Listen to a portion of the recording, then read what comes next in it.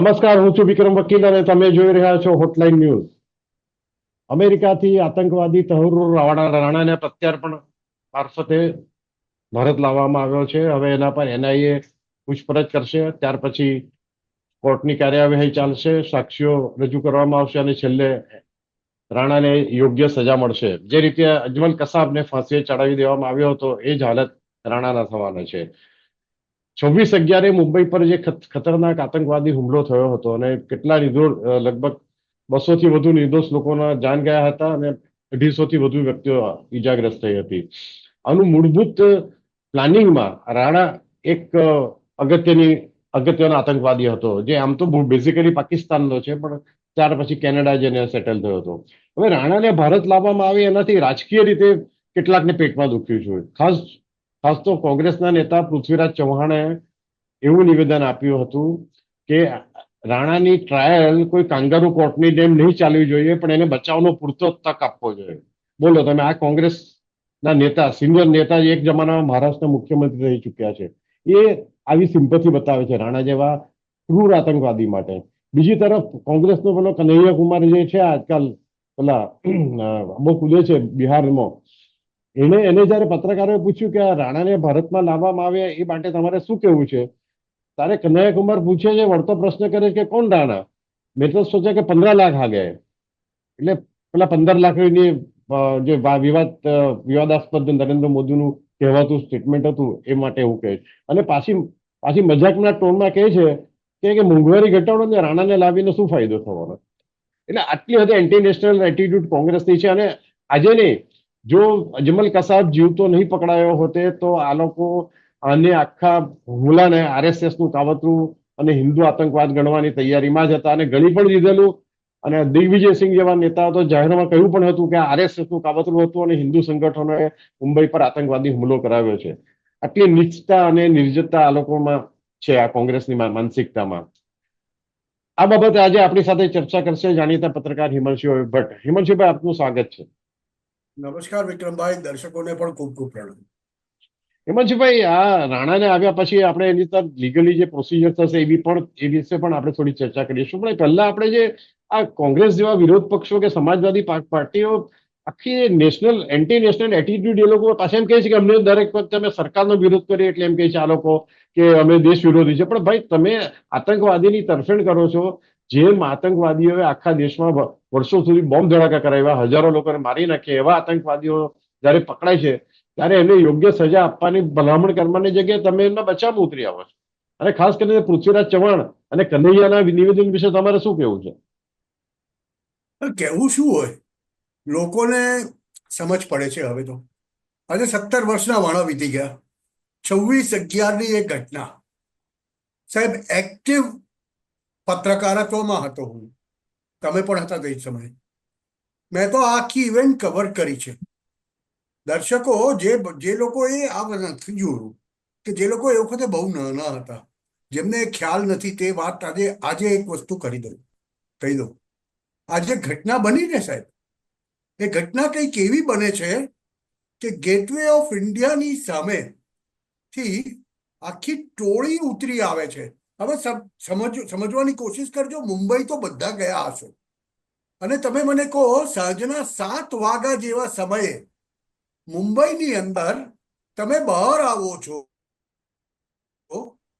વિદેશી છો, તમે આ દેશના નથી, તમે મુંબઈની ભૂગોળથી જરા પણ પરિચિત નથી, ત્યારે તમને તાત્કાલિક ટેક્સી મળી જાય છે. જોજો, હા, હવે હું આજે કહું છું, હું તે હકીકતો કહું છું. તાત્કાલિક ટેક્સી મળી જાય છે. તમે લિયોપોલ્ડ કાફે પર પહોંચો છો.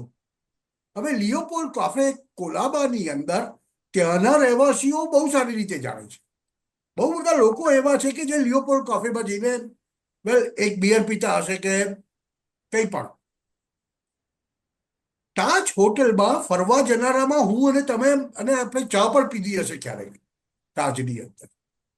હવે આવી જાહેર જગ્યાઓ, અને આ એટલું ઓછું હોય તેમ વીટી ટર્મિનસ. હવે તમે મને કહો, કોલાબા વિક્ટોરિયા ટર્મિનસ, કોલાબાથી તાજ હોટલથી વીટી જવા માટેની ટેક્સી તાત્કાલિક સાંજના 7ના સમયે મુંબઈમાં આજે પણ કોઈ મેળવી શકે ને? તો હું શરત મારું છું સાહેબ, આ લોકોને તરત ટેક્સી મળી જાય છે, સાંભળજો, અને ત્યાં જઈને અંધાધૂંધ ગોળીબાર કરે છે. એનએસજી કમાન્ડો જે તાત્કાલિક 1 કલાકની અંદર ઉતરી આવવા જોઈએ, 60 મિનિટથી ઓછા સમયની અંદર, તેને આવતા 4 કલાક લાગે છે. કારણ શું?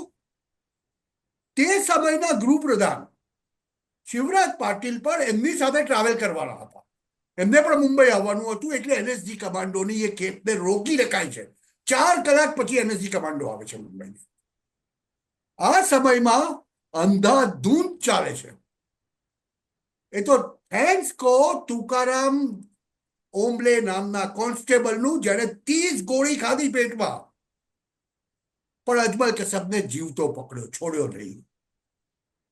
નહીં તો આજે તમે કહ્યું ને તેમ આખા કાવતરાને Hindu terror, Hindu act of terror કહીને ખપાવી દેવામાં આવ્યું સાહેબ.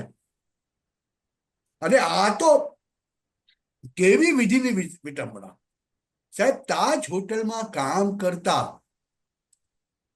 શેફ્સને જ્યારે પૂછ્યું કે શું થયું, તો કે મેં મારી સામે મારા 3 મિત્રોને મરતા જોયા છે ગોળી ખાતા, અને ચોથી વખતે પેલા આતંકવાદીની બેરેલ જામ થઈ ગઈ,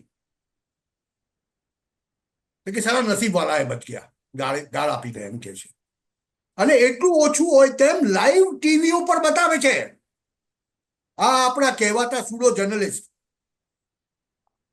કે કમાન્ડો કોલાબાના બિલ્ડિંગો પર ઉતરી રહ્યા છે. તે નામ મારે નહીં કહેવા જોઈએ, પણ એવા એવા મોટા મોટા જર્નલિસ્ટ કે કમાન્ડો આવી ગયા, તેમના આકાઓને પાકિસ્તાનમાં ઇન્ફોર્મ કરે છે. અને લાઈવ વોકી ટોકી પર સાંભળ્યું છે, લાઈવ ટીવી ઉપર અમે, કે કોઈક એક મેજર હતો જે મેજર ડિરેક્શન આપતો હતો આ આતંકવાદીઓને. 2 દિવસ સુધી આ કોરામ ચાલે છે. હિમાંશુભાઈ, તમે આજે 166 લોકો મરી ગયા, 250 લોકો જીવ્યા. તમે જે આ કહ્યું ને કે જે તાજની બહાર ઉતરા લોકો અને લિયોનાર્ડ કાફે પર ગયા, હવે તમે કહ્યું બરાબર કહ્યું કે કોલાબામાં રહેતા લોકોને ખબર હશે. હું મારા વર્ષોથી મારા કુટુંબીઓ કોલાબા રહે, મને નહોતી ખબર. મને આ ઘટના બની એ પહેલા લિયોનાર્ડ કાફે ક્યાં આવી ખબર નહોતી. તો પાકિસ્તાનથી આવેલા અજાણ્યા આતંકવાદીઓ એને કેવી, તે જમાનામાં જીપીએસ નું એટલું એ પણ હતું પણ નહીં, સિસ્ટમ પણ નહોતી. સાહેબ આખા મેપ દોરીને આપ્યા હતા. નહીં, આ બધું પ્રી પ્લાન હતું. અને આ લોકોને સાથે કોઈ સ્થાનિક વ્યક્તિ ગાઈડ કરનાર પણ 100% હશે, જે કાવતરામાં બહાર આવ્યું નથી. હવે હું દર્શકોને કહું, બીજી પણ એક વાત કહું, બીજી પણ એક વાત કહું કે આ લોકોએ એક યહૂદી ગેસ્ટ હાઉસ પર પણ એટેક કર્યો હતો, અને ઘણા બધા યહૂદીઓને મારી નાખ્યા હતા કબજામાં રાખીને. હવે આ યહૂદી, હા, એટલે યહૂદી એટલે ઇઝરાયેલને યહૂદીઓને માર્યા હતા. તો આ જે ગેસ્ટ હાઉસ હતું એ વિશે તો કોઈ કોલાબામાં રહેનારી વ્યક્તિને પણ ખબર નહીં કે ભાઈ અહીંયા યહૂદીઓનું ગેસ્ટ હાઉસ છે, કે ઇઝરાયલ કે યહૂદી લોકો રહે છે અહીંયા. તો આ લોકોને ક્યાંથી ખબર પડી ગઈ? હવે વિક્રમભાઈ આજે આ વાતની પોલ ખોલી આપણે. આનું જયારે પ્લાનિંગ થયું, આનો મુખ્ય આરોપી કોણ છે? ડેવિડ કોલમેન હેડલી, જેને રેકી કહી. એને ફેસિલિટેટ કોણે કરેલો? તહવ્વુર રાણાએ. આ જેને આપણે અહીંયા આગળ લાગે. તહવ્વુર રાણા છે કોણ? હવે દર્શક મિત્રો આખી હિસ્ટ્રી સાંભળજો તમે. તહવ્વુર રાણા, જે મને ખબર છે તે આજે હું કહીશ. તહવ્વુર રાણા એ પાકિસ્તાની આર્મીનો મેજર હતો, પાકિસ્તાની આર્મીમાં હતો, અને આમ પાછો પેશે ડોક્ટર છે. ડોક્ટર તહવ્વુર રાણા આર્મીમાં ડોક્ટર તરીકે સેવા આપતો હતો. સેવા આપતો હતો. પણ એ બહાર નીકળ્યો, એને કામ શું કર્યું? ટ્રાવેલ એજન્સી ચલાવવાનું, ટ્રાવેલ ફેસિલિટેટ કરવાનું. ડેવિડ કોલમેન હેડલીને એને મુંબઈની આ બધી જગ્યાઓ જ્યાં જ્યાં હુમલા થયા, વિક્ટોરિયા ટર્મિનસ, તાજ હોટેલ, જુઇશ ગેસ્ટ હાઉસ, લિયોપોલ્ડ કેફે, આ બધી જગ્યાએ રેકી કરવાનું કામ એ કર્યું ડેવિડ કોલમેન હેડલીએ. એને ફેસિલિટેટ કરી હતું તહવ્વુર રાણાએ. પ્લાન પહેલેથી બની ગયા હતા, એરિયા નક્કી થયો હતો, કઈ કઈ જગ્યાઓએ જવું તે નક્કી થયું હતું. અને એક જગ્યાએ ઉતર્યા પછી આ જગ્યાઓએ પહોંચવામાં તમને કેટલા મીટર લાગશે, કયું વાહન આવશે, કોણ તમને ત્યાં સુધી લઈ જશે, તે બધી વસ્તુઓ નક્કી કરવામાં, લોજિસ્ટિક્સ નક્કી કરવામાં આનો બહુ મોટો હાથ હતો એવું કહેવાય છે. હવે કેટલા બધાને આજે 17 વર્ષ થયા, લોકોને નથી ખબર. એક વાત આજે કહું કે એવું સતત ચર્ચાઈ રહ્યું છે કે આ ત્રાસવાદીઓની સાથે એક બુરખા ક્લેડ વ્યક્તિ હતી. હવે એ પુરુષ હતો, સ્ત્રી હતો, કોઈને ખબર નથી. સાંભળજો આ વાત. બુરખામાં કોઈ એક વ્યક્તિ હતી, કોઈ એક માનવ હતો. એ પુરુષ સ્ત્રી આપણને નથી ખબર. એને આ લોકોને પિન પોઈન્ટ જગ્યાઓ પર લઈ જવામાં આવે છે. ત્યાં તો સામે હતી. વીટી જવા માટે ટેક્સીમાં એ લોકોને કંપની કરાયા છે. લિયોપોલ કાફી લઈ જવાયા છે, ઓબેરોય લઈ જવાયા છે. આ બધી વસ્તુઓ જે થઈ છે, અને એ બુરખાવાળી વ્યક્તિ ક્યાં ગાયબ થઈ ગઈ કોઈને ખબર નથી. એ ઉપરાંત જે મેજર ઇન્સ્ટ્રક્શન આપતો હતો તે એટલી બધી એક્યુરેટ ઇન્સ્ટ્રક્શન વોકી ટોકી ઉપર આપવામાં આવતી હતી, વાયરલેસ સેટેલાઇટ ફોન દ્વારા આપવામાં આવતી. તમને નવાઈ લાગશે, તાજ હોટલની અંદર કિચન કઈ જગ્યાએ છે તે પણ એ લોકોને ખબર. તાજ હોટલના કેફેટેરિયા ક્યાં છે તે પણ એને ખબર હતી, રૂમ્સ ક્યાં છે. એટલે ટૂંકમાં સંપૂર્ણ નકશા મેપનું અધ્યયન કરીને આ લોકોને મહિનાઓથી ટ્રેનિંગ અપાઈ હોય તે દેખાઈ રહ્યું. હવે આ બધી વસ્તુઓ, આ તહવ્વુર રાણા, આપણે કહીએ બધા કે તહવ્વુર રાણાને તો લાગે, પણ ડેવિડ કોલમેન હેડલીનું શું? ડેવિડ કોલમેન હેડલી એ સરકારી ગવાહ બની ચૂકેલો છે અને 35 વર્ષની જેલમાં, અમેરિકન જેલમાં છે. એટલે એનું પ્રત્યાર્પણ શક્ય નથી બનવાનું. તહવ્વુર રાણા ક્યાંક ને ક્યાંક આ વિસ્તારો નક્કી કરવામાં અને એની રેકી કરવામાં ક્યાંક ને ક્યાંક ઇન્વોલ્વ છે. એટલે પોપટ જેવી રીતે પોપટની ચોંચ મળે, ડોક મળે એટલે પોપટ બોલે, એવી રીતે હવે 18 દિવસના એનઆઈએ રિમાન્ડમાં ડેવિડ કોલમેન હેડલી માફ કરજો, તહવ્વુર રાણા જે માહિતી આપશે તેનાથી આપણને ખબર પડશે કે અહીંયા લોકલ લેવલ ઉપર કોનો સપોર્ટ હતો, કયા રાજકારણીઓ આમાં જોવાયેલા હોઈ શકે. અને જો હિમાંશુભાઈ, આપણે તહવ્વુર રાણાને લોકલ લેવલ પર જે વાત કરી તમે, ત્યારે હેડલી સાથે મુંબઈમાં ફરતો હતો આપણા ફિલ્મ નિર્માતા મહેશ ભટ્ટનો પુત્ર રાહુલ ભટ્ટ. હવે આ વાત 10-12 વર્ષ પહેલા, જયારે કે 14 વર્ષ પહેલા, મનમોહનસિંહ જયારે વડાપ્રધાન હતા, સોરી 14 કરતા વધારે વર્ષ પહેલા મનમોહનસિંહ વડાપ્રધાન હતા, ત્યારે એક્સપોઝ થયો આખો કે હેડલીને ખાસ મિત્ર આ રાહુલ ભટ્ટ હતો. અને બંને જણા એક જિમ્નાશિયમમાં સાથે જીમ ટ્રેનિંગ માટે જતા હતા. બંને આખા મુંબઈમાં સાથે ફરતા હતા. એટલે રાહુલ ભટ્ટ પર પણ શંકાની આંગળી ચીધાઈ હતી. પરંતુ એ વખતે એના ફાધર એટલે કે મહેશ ભટ્ટે વડાપ્રધાન મનમોહનસિંહને એક પત્ર લખીને રિક્વેસ્ટ કરી હતી કે તમે કહો કે મારા છોકરાની પૂછપરછ નહીં કરે. એ વખતે એનઆઈએ કે જે કોઈ ઇન્વેસ્ટિગેટિવ એજન્સી હતી તે હતી એ, એટલે ઓળખાણનો લાભ લઈને એને છોડી મૂકવામાં આવ્યો હતો. કોંગ્રેસ સરકારે આ તમે મહેશ ભટ્ટના પુત્ર, જે પણ એની ઇન્વોલ્વમેન્ટ હોવાની પૂરી શક્યતા છે, એને છોડી મૂક્યો હતો. હવે તમે મને કહો છો, આ વાત કરો છો તમે દર્શકોને રાહુલ ભટ્ટની. સાહેબ, મહેશ ભટ્ટ પોતે સેફરન ટેલરનું પુસ્તક, દિગ્વિજયસિંહ અને મહેશ ભટ્ટ બંને દેખાય છે. ઘટના બન્યાના 5મા દિવસે એ પુસ્તક પણ બહાર આવી જાય છે. કયા પ્રકારની ઇકોસિસ્ટમ છે સર?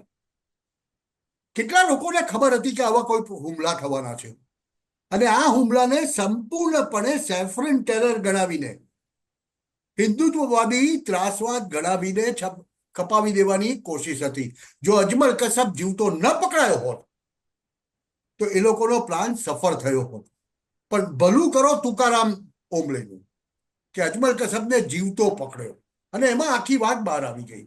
તમને એક વાત કહું, વિક્રમભાઈ કદાચ કરશે નહીં, તમે સાંભળી હોય, અને તે કે જ્યારે આજે પાકિસ્તાનના એસ્ટાબ્લિશમેન્ટને, સાંભળજો હા, પાકિસ્તાન એસ્ટાબ્લિશમેન્ટ એટલે આર્મી, પાકિસ્તાનના એસ્ટાબ્લિશમેન્ટને જ્યારે આ ખબર પડી કે તહવ્વુર રાણા આવવાનો છે, એમનો રંગ ઉડી ગયો. અને જ્યારે એક બે ભારતીયોએ, જે લોકોના ઘનિષ્ઠ સંપર્કો છે પાકિસ્તાની એસ્ટાબ્લિશમેન્ટની અંદર સુધીના, એમણે જ્યારે પૂછ્યું ત્યારે એવો જવાબ મળ્યો કે એ તો બધું બહુ જૂનું છે, તે વખતના એસ્ટાબ્લિશમેન્ટે કર્યું, અમને તો કંઈ લાગતું વળગતું નથી. એટલે પાકિસ્તાની સરકાર અને એસ્ટાબ્લિશમેન્ટે શું નિવેદન આપ્યું છે ખબર છે?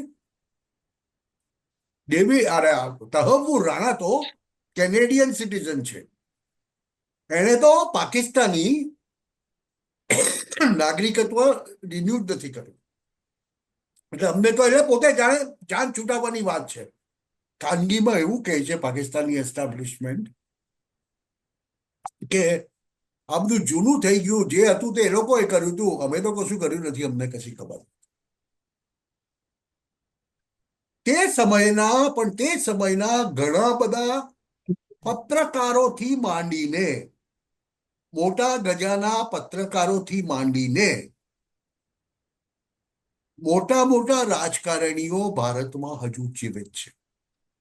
અને એ વખતે પછી સિંધી રાજા હોય, એ વખતે સેન્ટ્રલમાં પણ કોંગ્રેસનું શાસન હતું અને હા, મહારાષ્ટ્રમાં પણ કોંગ્રેસનું શાસન હતું. અને કોંગ્રેસના જે ગૃહમંત્રી હતા મહારાષ્ટ્રના, આર પાટીલ, હવે તો હયાત નથી, એમણે એવું સ્ટેટમેન્ટ કર્યું હતું કે મુંબઈ જેવા મોટા શહેરમાં આવી નાની નાની ઘટના તો બનતી રહે છે. અને પછી એમના પર ખૂબ માથલા ધોવાયા હતા, એ મને હજુ યાદ છે.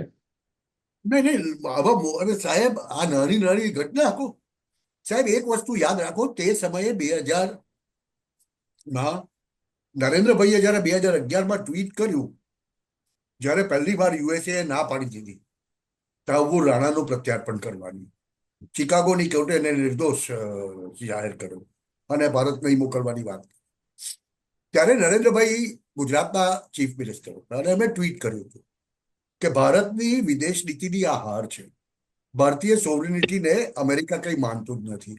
અને એના 17 વર્ષ પછી એ જ નરેન્દ્રભાઈના શાસન હેઠળ આ તહવ્વુર રાણાને પાછો લાવ્યો. એના કરતા વધારે મહત્વની વાત એ છે, તે સમયે ત્યાંના પ્રેસિડેન્ટ બરાક હુસેન ઓબામા હતા.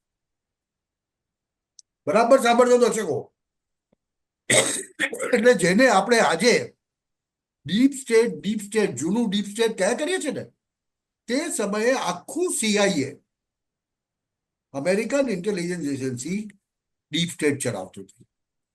અને એ ડીપ સ્ટેટને આખા ભારતમાં થયેલા, મુંબઈમાં થયેલા હુમલાની દરેકે દરેક બાબતની માહિતી હોય, એની શક્યતા ખૂબ જ ભયંકર રીતે જોવાયેલી છે. એમણે ભારતને, તે સમયે તો ભારત સાથે બહુ બનતું નહોતું એ લોકોનું, પાકિસ્તાન એ લોકોના ખોળે બેઠેલું, એટલે પાકિસ્તાની આઈએસઆઈને ચૂપચાપ મદદ કરવાનું કામ ડેવિડ કોલમેન હેડલી ને ભારતને આપી શકાય તેમ નથી, કેમ કે જો કોલમેન હેડલી અહીંયા આવી જાય અને ડેવિડ કોલમેન હેડલી બોલવાનું શરૂ કરે તો તહવ્વુર રાણાથી વધારે તહેલકો મચે.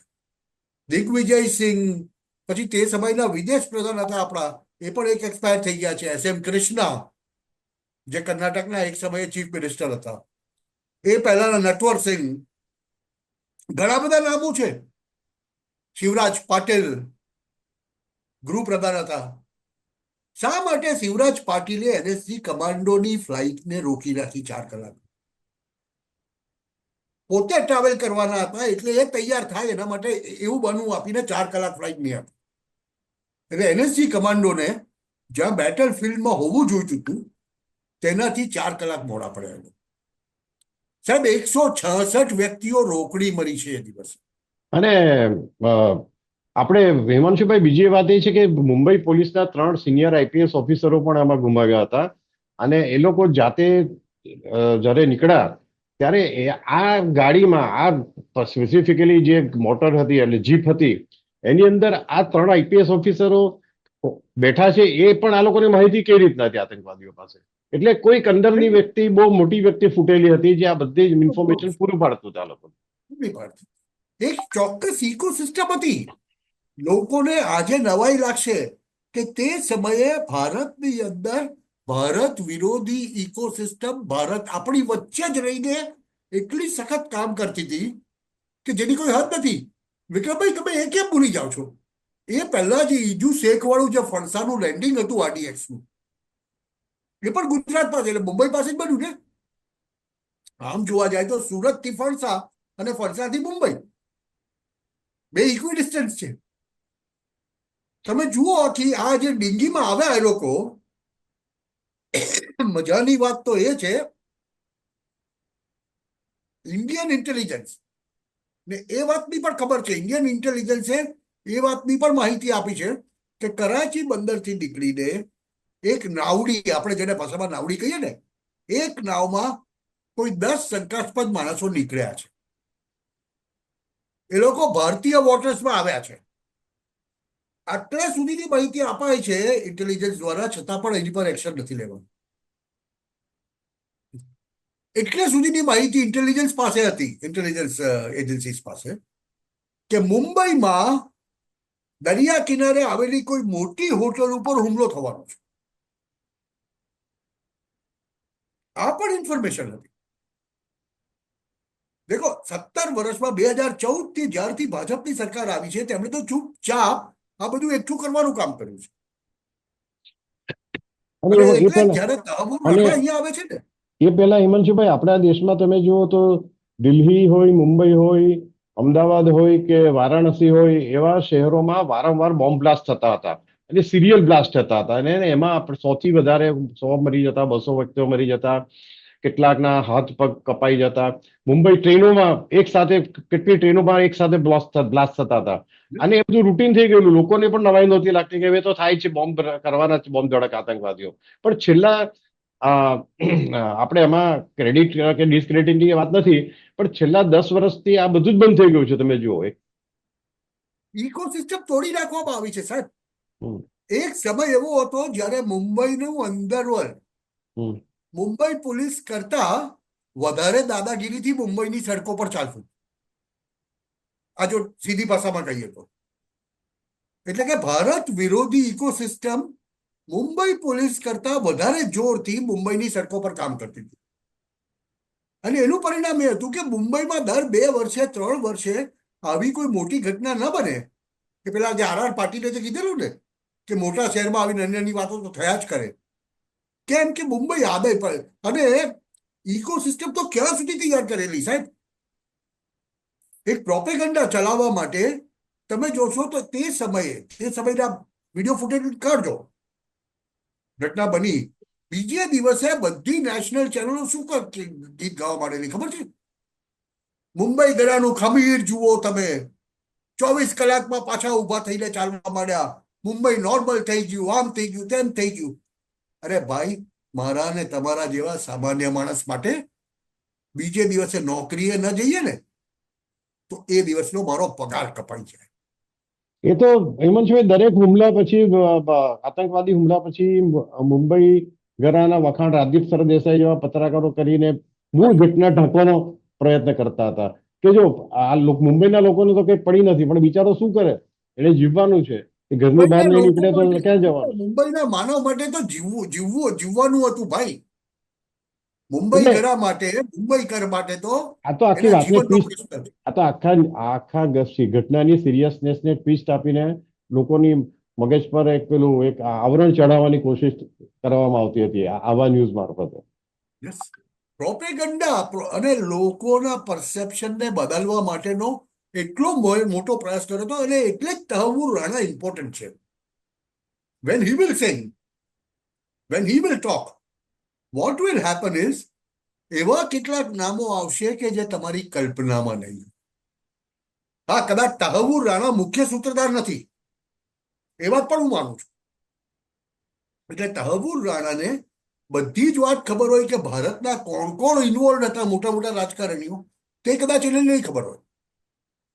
પણ તહવ્વુર રાણા જ્યાં સુધી તમને લઈ જશે, એના સ્ટેટમેન્ટ તમને ત્યાં સુધી પહોંચાડશે જ્યાંથી પછી તમે 2 ને 2 4 મેળવીને એક્ઝેક્ટલી એ લોકોની ગરદન પકડી શકશો જે લોકો કશું છે. અને એમાં બહુ મોટા મોટા નામો આવવાના છે સાહેબ. દિગ્ગી રાજા, સાંભળો મારી વાત, કે રાજ્યસભામાં દિગ્વિજયસિંહ અમિત શાહનું નામ ખાલી ખાલી લઈને છે, પોતાનો ઇતિહાસ ભૂલી જાય છે, ફેક્ચ્યુઅલી ખોટી વાત કરે છે કે ગુજરાતના દંગા ને આમ ને તેમ ને ફલાણું ને. તમે હોમ મિનિસ્ટર હતા જ્યારે, અમિત શાહ તો હોમ મિનિસ્ટર હતા જ નહીં. એના 1.5 વર્ષ પછી અમિત શાહ તો હોમ મિનિસ્ટર બન્યા. આવી ભૂલ જ્યારે રાજ્યસભામાં દિગ્વિજયસિંહ કરતા હોય તો વિચાર કરી લો એના મગજનો ખળભળાટ કેટલો બધો છે. આ બધાને હવે અને ભયંકર ડર હા, લાગે. એટલે આ એ તમે જે કહ્યું એમ કે હવે રાણા પોપટની જેમ બોલવાનું શરૂ કરશે એટલે આ બધાના પગ નીચે રેલો આવવાના છે. જેમ કે મેં કહ્યું એમ મહેશ ભટ્ટનો પુત્ર જે છે રાહુલ ભટ્ટથી માંડીને દિગ્વિજયસિંહ સુધીના. આપણે આશા રાખીએ હિમાંશુભાઈ કે આ બધા ગદ્દારોને જેમ બને એમ જલ્દી NIA ની તપાસ ઉઘાડી પાડે અને લોકો સમક્ષ રજૂ કરવામાં આવે, લોકોની કોર્ટમાં રજૂ કરવામાં આવે એવા ગદ્દારોને. થેન્ક યુ વેરી મચ હિમાંશુભાઈ. નમસ્કાર. આવા પ્રકારના વિડીયો તમને જોવા ગમતા હોય તો હોટલાઇન ન્યૂઝ ચેનલને લાઇક, શેર અને સબસ્ક્રાઇબ કરો.